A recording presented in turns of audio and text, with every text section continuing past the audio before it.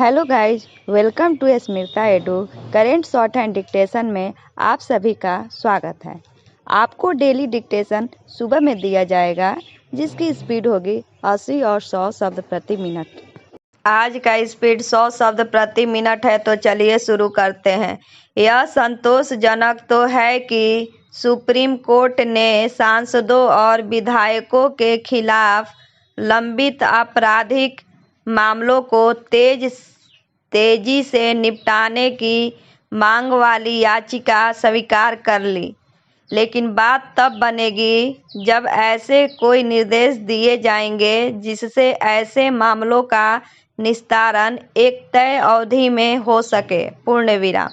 यह इसलिए आवश्यक है क्योंकि दागी छवि वाले जनप्रतिनिधियों की संख्या बढ़ती जा रही है। पूर्ण विराम।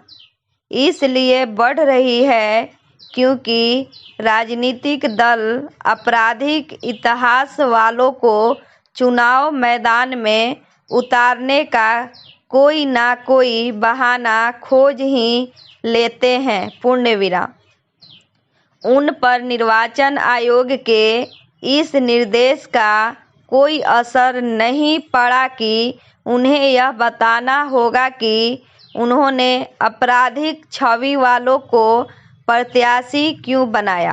Question mark. इस सवाल पर राजनीतिक दल यही जवाब देकर कर्तव्य की इतिश्री कर लेते हैं कि ऐसे प्रत्याशी चुनाव जीतने की क्षमता रखते हैं। पूर्ण विराम।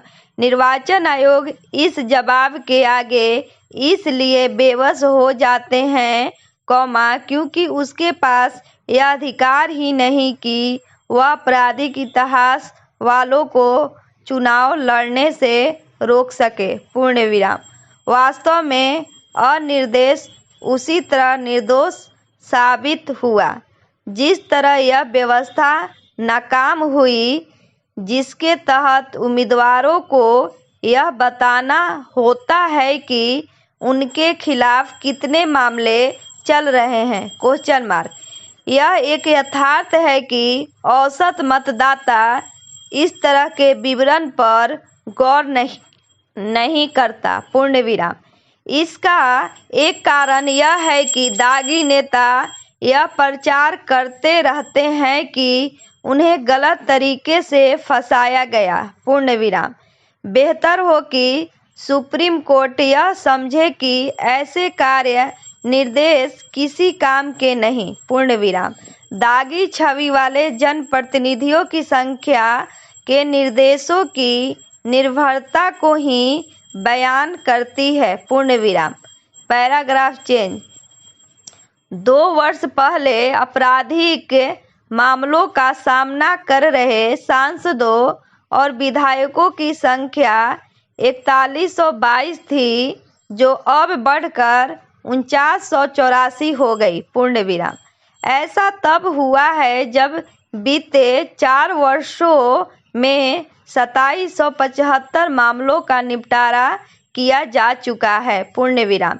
इसकी भी अनदेखी ना करें कि हाल में संपन्न 5 राज्यों के विधानसभा चुनाव वह में संगीन आरोपों से घिरे माफिया किस्म के कुछ नेता भी चुनाव जीत गए। पूर्ण विराम।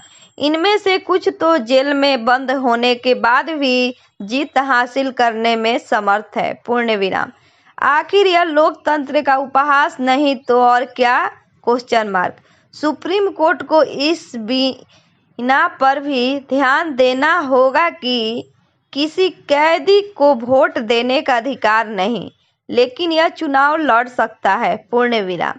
आखिर आपराधिक मामलों का सामना करने वालों को यह अधिकार क्यों नहीं मिलना चाहिए। Question mark.